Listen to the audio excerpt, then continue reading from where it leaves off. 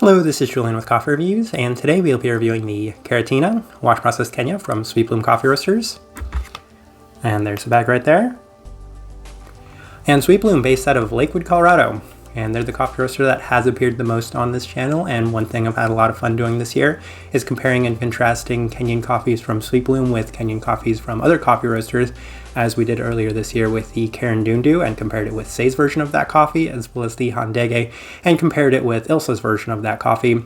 We're doing that yet again, as this right here is a coffee we reviewed last year from Manhattan, and I definitely have a lot of fun comparing and contrasting Manhattan and Sweet Bloom, as Manhattan is one of my favorite coffee roasters in Europe, and Sweet Bloom traditionally has been one of my favorite coffee roasters in the United States. So I just like to see the differences, especially given that they have such stark contrast in terms of their roast profile. This right here is day 32 of this coffee. And recipe we went with for this coffee was a 16.67 to 1 water to coffee ratio brewed at 201 degree Fahrenheit. And I liked it best through the V60, which indicates a more medium fine grind. Sweet Bloom traditionally is a light medium American. However, one thing I've noticed from their coffee since they've made the transition from the San Franciscan to the Loring is it feels slightly lighter than it used to be. Still very much that more typical light medium American sort of profile, but on the slightly lighter side of that. With all of that out of the way, let's go ahead and start discussing this coffee. Day 6, first impression, and it was a pretty straightforward Sweet Bloom first impression, especially for a Kenyan coffee, as it was skewing slightly on the savory side of things with a slight bit of this red fruit component and a little bit of citrus.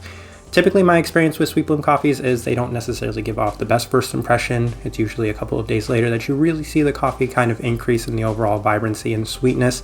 And at this moment, I still did not know that they had made the transition over from the San Franciscan to the Loring yet. So I just kind of assumed, given that was my previous experiences, that's what we would get from this coffee as well. Day 8, cup feels a little bit more savory on this day, as it's quite reminiscent of Kenyan coffees in general, seeing much more of the citrus side of things, especially in the finish, and can feel a lot of potential within the cup itself, as there's a lingering kind of sugary vibrancy within the coffee itself, and I just felt a little bit more time we're going to be able to pull a lot more of that from this coffee. Day 10, cup opens up as it cools. However, it opens up in the savory side of things. So it was definitely continuing to skew a lot more on the Kenyan side of things as opposed to what I typically associate with Sweet Bloom Kenyan coffees, which is bright sweetness and slightly less acidity than I experience from a lot of other coffee roasters. So there were lasting sugary aspects in the finish as well, which is something I had kind of expected with those day 8 results, and the darker sweetness was within this cup of coffee as well. So I'm seeing improvement, even if that means that it's accompanied by a lot more savory aspects within this coffee. Day 12, continuing to see incremental improvement, as there's a lot more of the dark sugary sweetness within this cup of coffee itself. Much more of the red fruit components have tapered off ever so slightly, and this is likely attributed to the fact that I did dial back the temperature.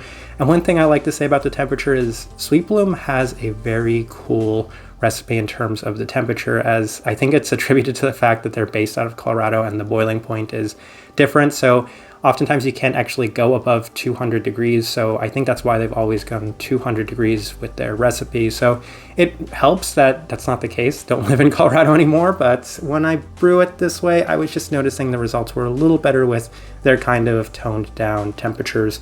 Just seeing nice improvements still, even if it isn't necessarily in the direction or in the amount that I was looking for.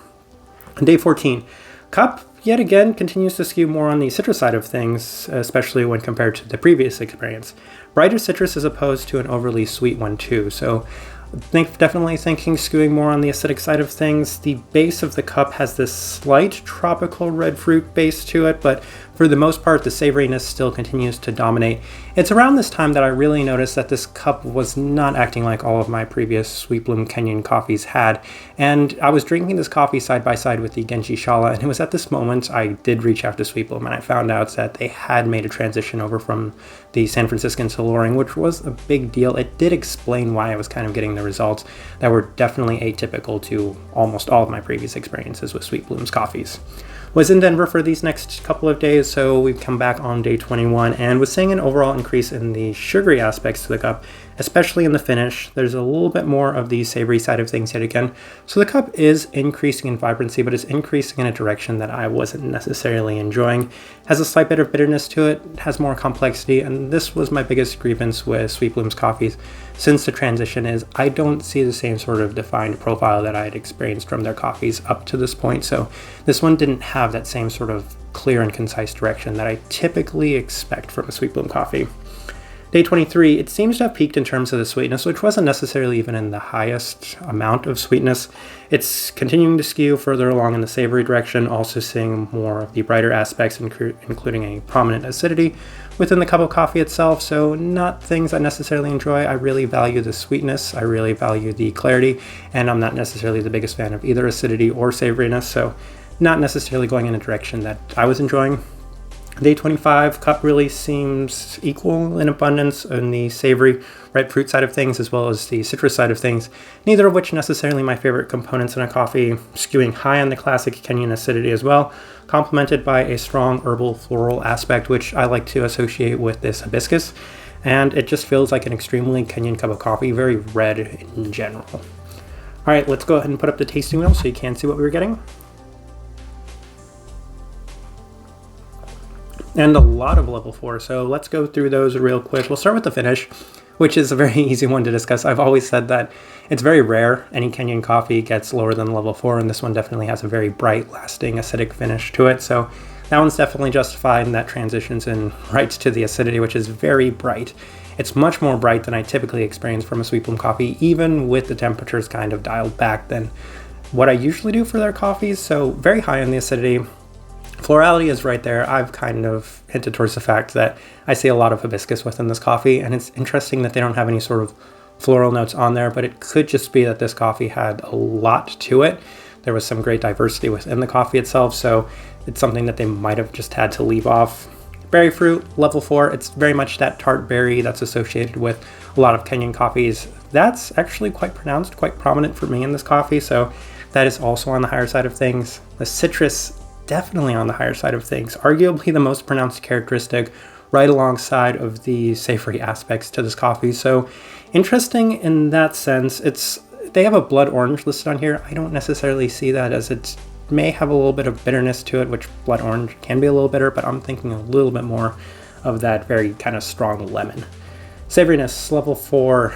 Yeah, it's got those Kenyan savory characteristics, the infamous T word that I don't love using. Still lots to discuss in this tasting wheel. The cleanliness, level 3, that's again slightly atypical for a Sweet Bloom coffee, as even with their Kenyans I tend to find them to be on the slightly more clean side of things, but I've hinted at the fact that this one didn't have quite as defined of a profile as I'm used to. Body, level 3, yeah, it has that infamous Kenyan juicy body that people like to mention and highlight, so it does have body, but the rest of the tasting wheel, I don't think that there's too much else worth noting. I missed the biggest and most important thing, the sweetness. Sweetness at a level 3. And I should probably point towards the fact that Manhattan's version of this coffee last year was also not the sweetest coffee, so I haven't necessarily had the best experiences with Karatina coffees to begin with, so it is on the lower side of things. Level 3 is about as high as I can push it, and it's right in the middle of that level 3, so I like it there on that spot, but from that point, there's nothing else worth discussing in this tasting wheel. I think it's pretty accurate of what I was getting from this coffee. All right, so my overall thoughts and impressions of this coffee. This is another one that's a little disheartening, mostly because I've had such positive things to say about Sweet Bloom's Kenyan coffees for a very long time. This is my least favorite Sweet Bloom Kenyan coffee that I've ever reviewed, and I'm still kind of attributing it to the fact that they made such a big transition over in terms of their roasters, and I always liked the way that their coffees were before, so I didn't necessarily enjoy the change that they have made, and it's been demonstrated in the fact that I haven't felt as strongly about their last couple of coffees as I felt about all of their coffees before that. So I don't really know what to say at this point. I probably will take a slight bit of a break from Sweet Bloom's coffees, because maybe it's just one of those things where it'll take a little bit of time for them to kind of bring back that same sort of special, unique quality that they've had from so many of their other coffees. But just like with the Genji Shala, I couldn't tell that this was a Sweet Bloom coffee. It just kind of reminded me of so many other Kenyan coffees that I have had. And it could be that this is a Karatina, and I didn't enjoy the Karatina from Manhattan last year either. So maybe I just don't enjoy the Karatina. But this one right here for me wasn't necessarily my favorite Kenyan coffee. Type of person I would suggest this coffee to, though, is people that have really enjoyed those traditional Kenyans, and I kind of hate going back to it, but it's why I really enjoy reviewing Kenyan coffees, is because I'm not the traditional Kenyan drinker. I don't love the classic Kenyan aspects, so that bright acidity, the kind of juicy body, the savory aspects that come within it. So this is the coffee that kind of skews a lot more in that direction, and for people that really enjoy those coffees, this is another one that kind of fits into that category. I think what might help this coffee stand out from others is it did have a lot of diversity to it as well. Some added citrus components, a little bit of florality to it as well, a slight bit of herbality. So keep those things in mind. For the most part, though, I think I'll leave this review at that. If you by chance had an opportunity to try this coffee, would love to know your thoughts and impressions of it as well. If you're enjoying the content, give this video a like, subscribe if you're not already subscribed. This right here has been a review of the Karatina Wash Process Kenya from Sweet Bloom Coffee Roasters. Thank you for watching.